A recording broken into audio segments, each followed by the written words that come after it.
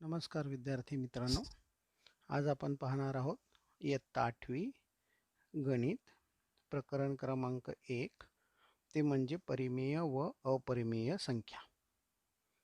आत्तापर्यंत आपण बघितलेलं आहे की नैसर्गिक संख्या समूह, पूर्णांक संख्या समूह, पूर्ण संख्या समूह आणि परिमेय संख्या समूह यांची ओळख केलेली आहे। तर आपण थोडक्यात जर बघितलं, इथे थोडासा आढावा जर आपण घेतला, नैसर्गिक संख्या समूह 1, 2, 3, 4 या ज्या संख्या आपण मोजतो, या मोजणाऱ्या संख्या ज्या आहेत यांना आपण नैसर्गिक संख्या समूह असं म्हणतो। या नैसर्गिक संख्या समूहांनाच, या संख्यांनाच मोज संख्या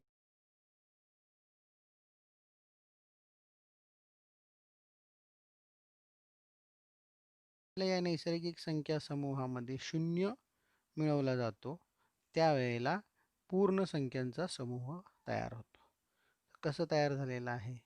पूर्ण संख्यांचा समूह जर आपण बघितला तर इथे बघा 0 आणि ह्या पूर्ण मोज संख्या म्हणजेच नैसर्गिक संख्या आहेत। त्यानंतर पूर्णांक संख्या समूह जर बघितला तर 0 ह्या नैसर्गिक संख्या म्हणजे या झाल्या आपल्या पूर्ण संख्या आणि नैसर्गिक संख्यांच्या विरुद्ध संख्या ह्या मिळून पूर्णांक संख्या समूह तयार होतो। आता परिमेय संख्या समूह, परिमेय संख्या, आता इथे संख्या दाखवलेल्या आहेत। उदाहरणार्थ 25 ऋण 25/3, 10/7, ऋण 4, 0, 3, 8, 32/3, 67/5 इत्यादी या सर्व परिमेय संख्या आहेत।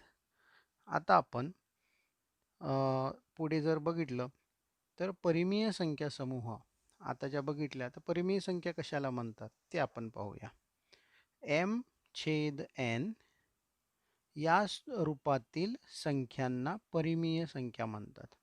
इथे m आणि n हे पूर्णांक आहेत, परंतु n हा शून्य नसतो, म्हणजे n ची किंमत जी आहे ही शून्य नसते, त्यावेळेला त्या संख्यांना आपण परिमेय संख्या असं म्हणतो। दोन परिमेय संख्या जर आपण घेतल्या तर दोन परिमेय संख्यांच्या दरम्यान असंख्य परिमेय संख्या असतात, हे सुद्धा आपण पाहिलेलं आहे। आता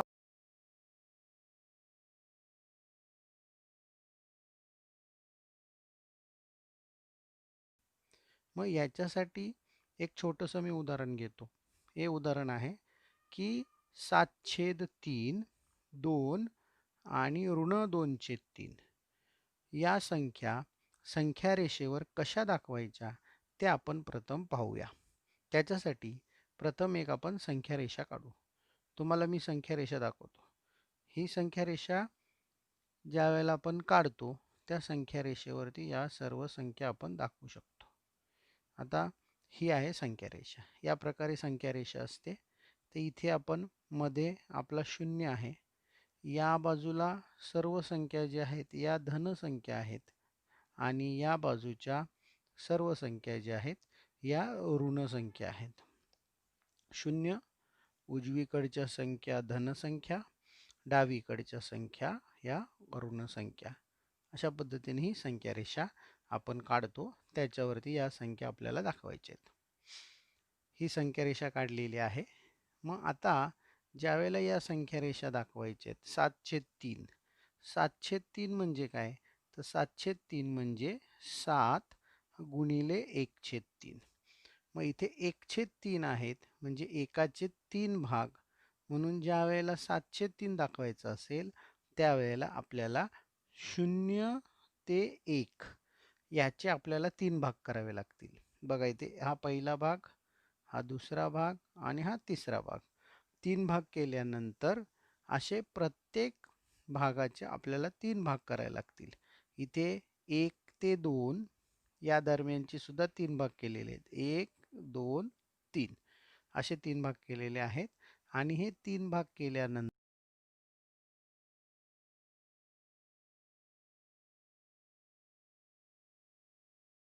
7/3 दाखवताना या शून्याकडच्या उजवीकडे आपल्याला 7वा बिंदू घ्यावा लागेल।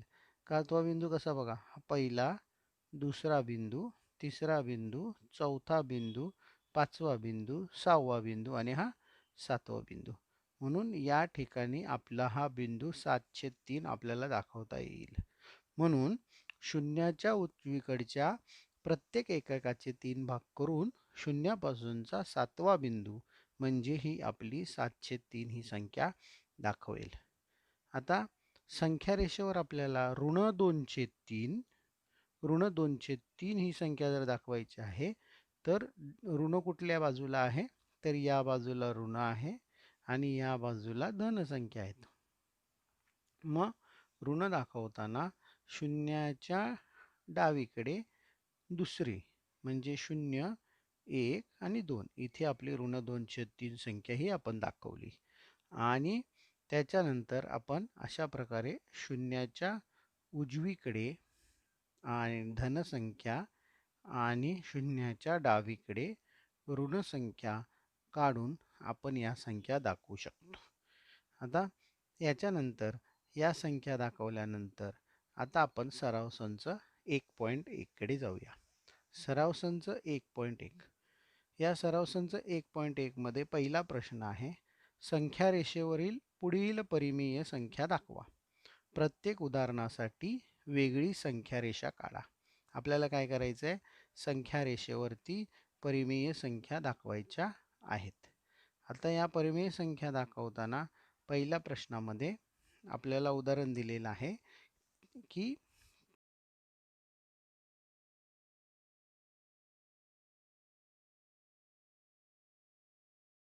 आहेत.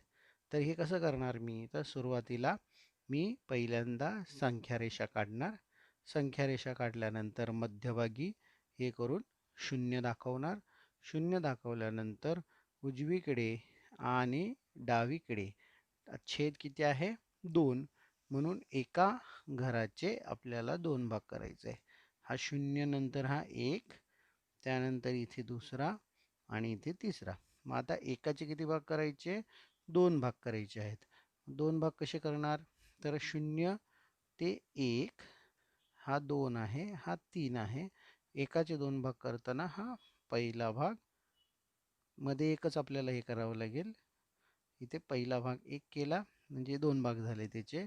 इथे मध्ये 1 केला म्हणजे 2 भाग झाले. इथे मध्ये 1 केला 2 भाग झाले. तसंच या बाजूला मध्ये 1 हे केला 2 भाग झाले.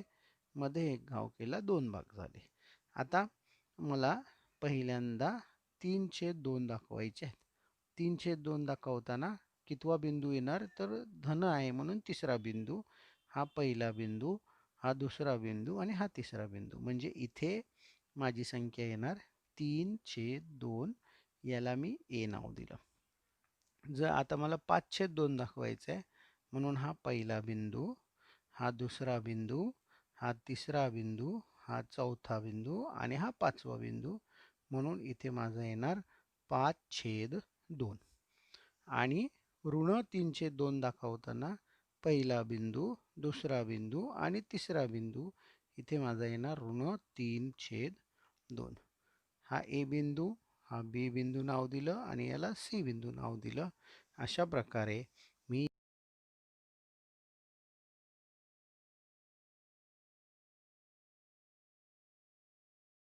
हे आपलं सराव संच 1.1 मधलं पहिल्यातलं पहिलं उदाहरण आहे. मग आता ह्या संख्या दाखवल्यानंतर आता दुसरं उदाहरण बघूया. दुसऱ्या उदाहरणामध्ये मला संख्या दाखवायच्या आहेत 7/5, ऋण 2/5 आणि ऋण 4/5. या 3 संख्या दाखवायच्या आहेत. मी संख्या रेषा काढली. संख्या रेषा काढल्यानंतर नेहमीप्रमाणे 0 दाखवला. 0 दाखवल्यानंतर ह्या 0 ते 1 आणि हा 2, हा 0 ते 1 आणि इकडे 2. तर याचे छेद 5 आहे म्हणून याला म्हणजे याचे मला 5 भाग करावे लागणार आहेत. एककाचे 5 भाग करायचे. आता एककाचे 5 भाग करताना बघा, 5 भाग केले 1, 2, 3, 4 आणि 5. इथे माझा 1 आहे, हा 1. त्यानंतर 1, 2, 3, 4, 5. इथे माझा 2 आहे. त्यानंतर पुढे करायचं म्हटलं तर 1, 2, 3, 4 आणि इथे माझा 5वा भाग झाला. इथे येणार 3. त्याचप्रमाणे इकडे केल्यानंतर या पद्धतीने इथे माझा ऋण 1 येईल, इथे माझा ऋण 2 येईल. अशा पद्धतीने केल्यानंतर आता मला इथे पहिली संख्या 7/5 दाखवायची आहे. म्हणजे पहिला बिंदू, दुसरा बिंदू, तिसरा, चौथा, 5वा, 6वा, 7वा ही 7वी रेष मी इथे दाखवू शकतो. इथे माझा येणार 7/5. त्याला ए बिंदू नाव दिलं. त्यानंतर ऋण 2/5 आहे. तर याच्या डावीकडे 1 आणि 2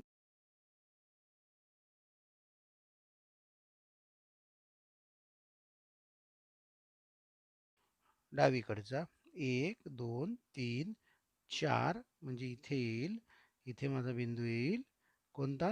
तर ऋण 2/5 झाल्यानंतर ऋण 4/5 त्याला मी नाव दिलं सी नाव दिलं. अशा पद्धतीने हे तिन्ही बिंदू मी दाखवू शकतो. तिसरा प्रश्न मला दाखवायचा आहे ऋण 5/8 आणि 11/8. मग याच्यासाठी मी संख्या रेषा काढली, 0 दाखवला. आता मला छेद आहे 8, म्हणजे छेद 8 आहे म्हणून मला याचे एका एककाचे 8 भाग करावे लागतील. मग 8 भाग करताना बघा 1 2 3 4 5 6 7 आणि हा 8वा भाग मोठा. हा झाला माझा 1. पुन्हा 1 ते 2 चे 8 भाग करताना 1 2 3 4 5 6 7 आणि हा 8वा भाग. इथे आले माझे 2. त्याच पद्धतीने इकडे हे धन झाले, ऋणकडे 1 2 3 4 5 6 7 आणि हा 8. 8वा भाग इथे आला माझा ऋण 1. त्यानंतर 1 2 3 4 5 6 7 आणि हा 8. 8वा भाग इथे आला माझा ऋण 2. आता हे केल्यानंतर मला ऋण 5/8 दाखवायचा आहे. म्हणून हा पहिला बिंदू, दुसरा बिंदू, तिसरा बिंदू, चौथा बिंदू आणि 5वा बिंदू. हा माझा 5वा बिंदू आहे. हे माझा येणार ऋण 5/8. याला मी नाव दिलं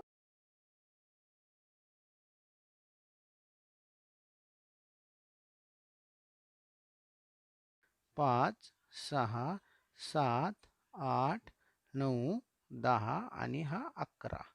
11वा बिंदू इथे आला. हा माझा आला 11/8. याला नाव दिलं बी. अशा पद्धतीने ह्या आपण ऋण 5/8 आणि 11/8 हे संख्या रेषेवर दाखवू शकतो. चौथं उदाहरण आहे. आपल्याला संख्या रेषेवर दाखवायचे 13/10 आणि ऋण 17/10. याच्यासाठी आता मला काय करावं लागेल? छेद 10 आहे म्हणजे एकाचे 10 भाग करावे लागतील. बघा हा 0 इथे झाला. 1 2 3 4 5 6 7 8 9 आणि हा 10. 10व्या भागाला 1. त्यानंतर 1 2 3 4 5 6 7 8 9 आणि 10. 10व्या भागाला 2. तसंच ह्या बाजूला ऋण 1 2 3 4 5 6 7 8 9 आणि 10. हा माझा ऋण 1 आहे. आणि 1 2 3 4 5 6 7 8 9 आणि 10. इथे माझा ऋण 2 आला. आता संख्या दाखवताना 13/10. मग हे 1 2 3 4 5 6 7 8 9 10 11 12 13. 13वा इथे आला 13/10.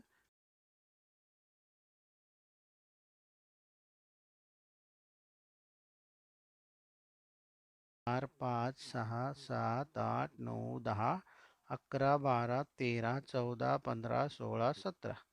हे आलं माझं इथे 17/10 ऋण याचा आला बी. अशा पद्धतीने आपण ह्या संख्या रेषेवरती संख्या दाखवू शकतो. आता खाली दुसरा प्रश्न आहे. खाली दिलेल्या संख्या रेषा पाहून विचारलेल्या प्रश्नांची उत्तरं द्या. ही संख्या रेषा दिलेली आहे.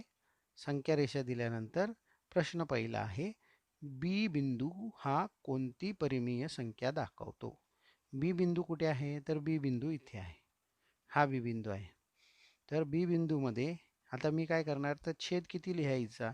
तर छेदामध्ये एकाचे किती भाग केलेत बघा. 1, 2, 3, 4. एकाचे 4 भाग केलेले आहेत, म्हणजेच छेदाला 4 येणार. आता हा बी हा कितवा बिंदू आहे बघा. 1, 2, 3, 4, 5, 6, 7, 8, 9, 10. म्हणजे 10वा बिंदू आहे डावीकडचा आणि छेद 4 आहे, म्हणजे ऋण 10/4. म्हणजे बी हा बिंदू कुठली संख्या दाखवतो? तर ऋण 10/4 ही संख्या बी हा बिंदू दाखवतो. दुसरा प्रश्न, 1.1/4 ही संख्या कोणत्या बिंदूने दाखवलेली आहे? 1.1/4 1.3/4. 1.3/4 म्हणजे 4 गुणिले 1, 4 एके 4 अधिक 3/4. म्हणजे 4 एके 4 आणि 3 7, म्हणजे 7/4. 7/4 कोणत्या बिंदून दाखवलंय? तर हा उजवीकडचा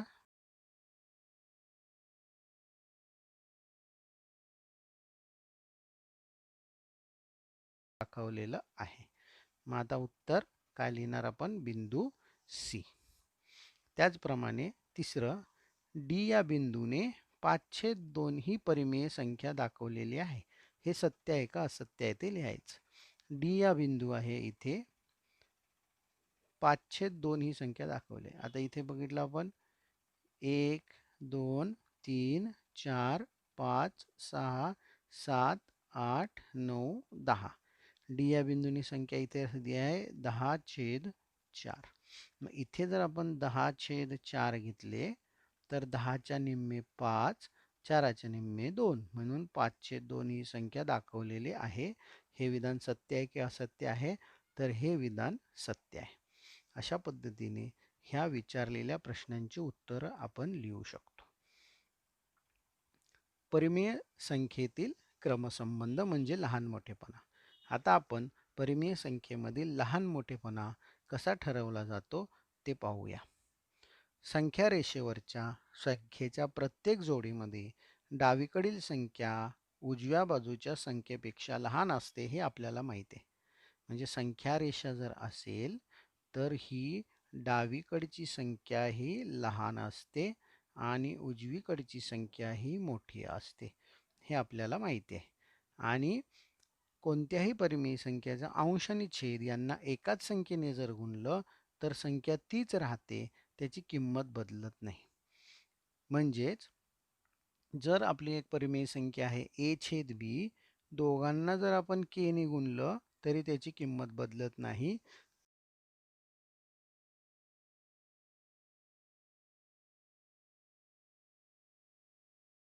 या आपल्याला एक उदाहरण दिलेलं आहे. 5/4 व 2/3 यांचा लहान मोठेपणा ठरवायचा आहे. लहान मोठे ठरवताना हे 3 चिन्हापैकी एक चिन्ह आपल्याला वापर करायचा आहे. उत्तर जर बघितलं, मी काय करतो, 5/4 याला अंशाला 3 ने गुणलं आणि छेदाला 3 ने गुणलं. मग 5त्रिक 15, 4त्रिक 12. म्हणजे माझा तो अपूर्णांक तयार झालेला आहे 15/12. आणि ज्या वेळेला मी 2/3ला 4 ने गुणीन, आता मी 4 ने का गुणलं तर दोघांचा छेद सारखा करण्यासाठी मी इथे 4 ने गुणलेला आहे. 2 × 8 आणि 3 × 12, म्हणजे 8/12 इथे आलेला आहे. मग 8/12 आल्यानंतर आता आपण जर इथे बघितलं, दोघांची तुलना करायची म्हणली तर इथे काय होईल, 15/12 इथे हा आलेला आहे आणि 8/12 हा इथे आहे. मग आता अंश कोणाचा मोठा आहे? जेव्हा छेद समान असतात त्यावेळेला ज्याचा अंश मोठा तो अपूर्णांक मोठा असतो. म्हणून 15 हे 8 पेक्षा मोठे आहेत. म्हणून 5/4 हा 2/3 पेक्षा मोठा आहे. अशा पद्धतीने आपण लहान मोठेपणा ठरवतो. उदाहरणार्थ अजून एक उदाहरण मी तुम्हाला सांगतो. दुसरं उदाहरण आहे की ऋण 7/9 आणि 4/5 यांच्या परिमेय संख्यांची तुलना करा. एक गोष्ट लक्षात ठेवा, ऋण संख्या ही लहान असते आणि धनसंख्या ही मोठी असते. कारण संख्या रेषेवर धनसंख्या उजवीकडे आहे आणि ऋणसंख्या डावीकडे असतात. म्हणून ह्याची उकल लिहिताना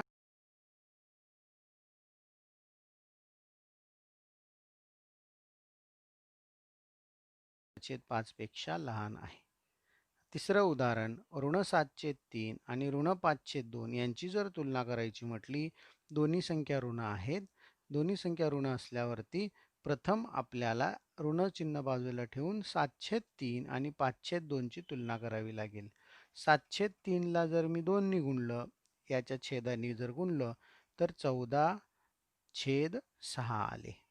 आणि 5/2 ला जर मी 5/2 ला मी काय करणार तर याच्या छेदाने गुणणार 3 नी. तर 5/2 ला 3 नी गुणलं अंशाला आणि छेदाला तर 5×3=15, 3×2=6. इथे मला मिळाला 14/6 आणि इकडे 15/6. 14 पेक्षा 15 मोठे आहेत म्हणून 15/6 हे मोठे झाले आणि 7/3 हे 5/2 पेक्षा मोठे झाले. और ऋण 7/3 हे ऋण 5/2 पेक्षा मोठे आहेत. अशा पद्धतीने हे आपण सोडू शकतो. त्यानंतर या 3/5 व 6/10 या परिमेय संख्या आहेत यांची तुलना करा, म्हणजे लहान मोठेपणा ठरवा. तर याच्यामध्ये 3/5 ला मी या छेदाने 2 ने गुणलं तर 5×2=10 होईल म्हणून 2 ने गुणलं, 3×2=6 आणि 5×2=10. म्हणून 3/5 बरोबर 6/10 अपूर्णांक मिळाला.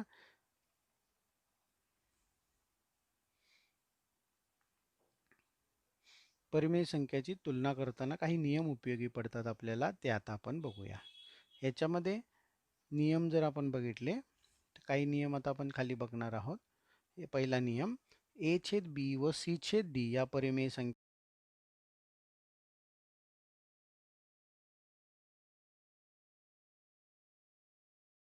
A×D आणि B×C याच्यामध्ये B×C जर मोठा असेल तर A/B पेक्षा C/D हा मोठा असतो.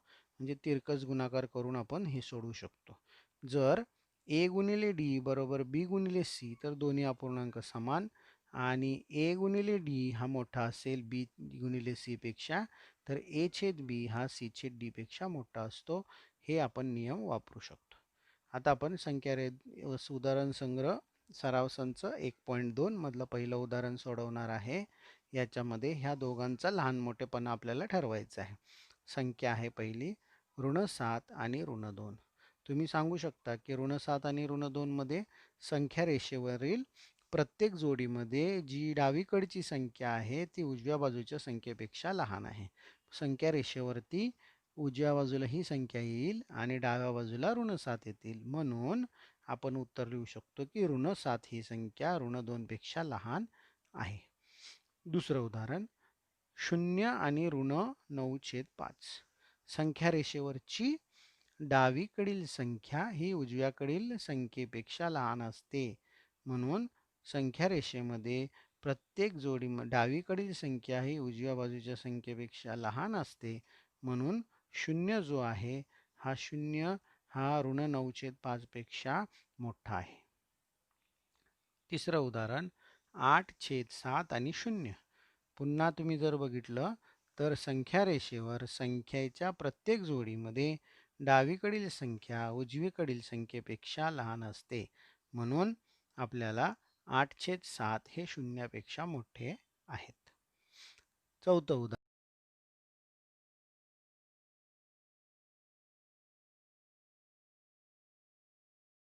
आहे धनसंख्या मोठी ऋणसंख्येपेक्षा. त्याला कारण काय तर संख्या रेषेवर संख्येच्या प्रत्येक जोडीमध्ये डावीकडील संख्या उजव्या बाजूच्या संख्येपेक्षा लहान असते. म्हणून उत्तर ऋण 5/4 हे लहान आहेत 1/4 पेक्षा. पाचवं उदाहरण 40/29 आणि 141/29. तर इथे आता छेद समान आहेत. छेद समान आहेत तर काय होईल? ज्या वेळेला छेद समान असतात त्यावेळेला ज्याचा अंश मोठा तो अपूर्णांक मोठा. छेद समान असताना 40 जे आहेत हे 40 141 पेक्षा लहान आहेत. म्हणून आपण सांगू शकतो की 40/29 आणि हे काय आहेत? लहान आहेत 141/29 पेक्षा. म्हणून मी उत्तर लिहिणार.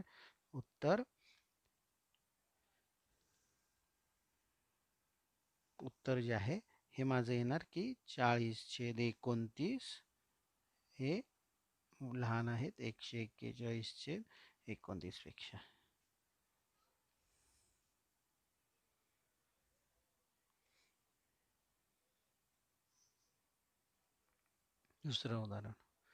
दुसऱ्या उदाहरणामध्ये पुन्हा ऋण 17 आणि ऋण 13 छेद समान आहेत. पुन्हा तर याच्यामध्ये छेद समान म्हटल्यावरती छेद समान असल्यावरती ऋण 17 संख्या आहे, ऋण 13 संख्या आहे. डावीकडची संख्या साहजिकच कोणती आहे? ऋण 17, उजवीकडची ऋण 13, म्हणून ऋण 13 मोठे आहेत. म्हणून ऋण 17/20 हे सुद्धा लहान आहेत. कोणापेक्षा? तर ऋण 13/20 पेक्षा. अशा पद्धतीने हे आपण उत्तर लिहू शकतो.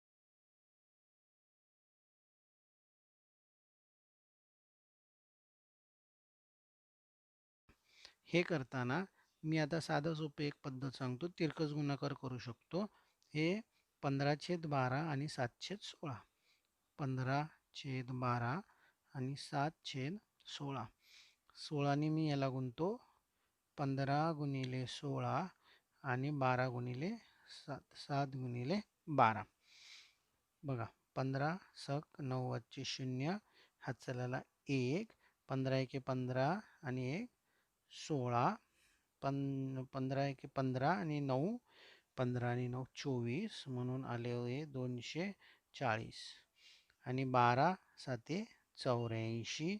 मोठी संख्या कोणती? 240 मोठी संख्या आहे. म्हणून 15/12 ही संख्या मोठी आहे 7/16 पेक्षा. अशा पद्धतीने आपण हे लहान मोठेपणा तिरकस गुणाकार करून सुद्धा ठरवू शकतो. म्हणून उत्तर आपल्याला 15/12 हे मोठे आहेत 7/16 पेक्षा. आठवं गणित ऋण 25/8 आणि ऋण 9/4. तर लहान मोठेपणा हे करताना ऋण चिन्ह बाजूला ठेवूया. इथे आपण घेऊया 25/8 आणि 9/4. 4ला 2 गुणलं तर 8 होईल. म्हणून 9/4ला मी काय करतो? अंशाला 2 गुणतो, छेदाला 2 गुणतो. बरोबर 9 दुने 18/8. आता मला तुलना करायची आहे 25/8 आणि 18/8. ऋण 25 आणि ऋण 18/8.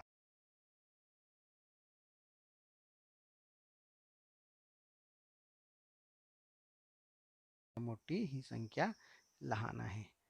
नेहमी रंक्या रेषेवरती उजव्या बाजूची संख्या मोठी येणार. ही उजव्या बाजूची संख्या आहे म्हणून ही संख्या मोठी आली. म्हणून आपण उत्तर लिहिणार. ही संख्या जी आहे 18/8 कुठून आले? तर 9/4 झालेले आहेत. म्हणून उत्तर 25 ऋण 25/8 हे लहान आहे आणि ऋण 9/4 हे मोठे आहेत. 9वं उदाहरण 12/15 आणि 3/5. याच्यामध्ये जर आपल्याला लहान मोठेपणा ठरवायचा आहे तर त्याच्यासाठी मी काय करणार? तर 12/15 3/5. साध्या सोप्या पद्धतीने तिरकस गुणाकार करणार. तिरकस गुणाकार करताना 12 × 5 आणि 3 × 15. 12 पंचे 60. 15 त्रिक 45. मोठी संख्या सांगा कोणती बरं? तर 60. म्हणून 60 हे मोठे आहेत.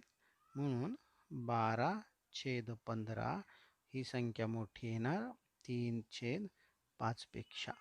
अशा पद्धतीने आपण हे उदाहरण सोडवू शकतो. उत्तर आपण लिहिणार, म्हणून उत्तर 12/5 मोठे आहेत 3/5 पेक्षा. 12/5 पेक्षा लहान 3/5. 10वं उदाहरण आहे ऋण 7/11 आणि ऋण 3/4.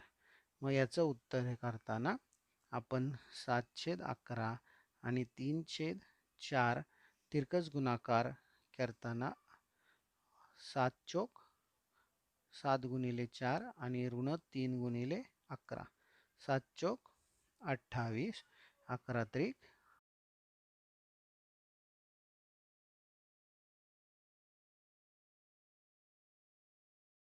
ही संख्या मोठी आहे ऋण 3/4 पेक्षा. अशा पद्धतीने हे उदाहरण आपण सोडवू शकतो. या पद्धतीने उत्तर लिहायचं आहे, म्हणून उत्तर ऋण 7/11 पेक्षा लहान ऋण 3/4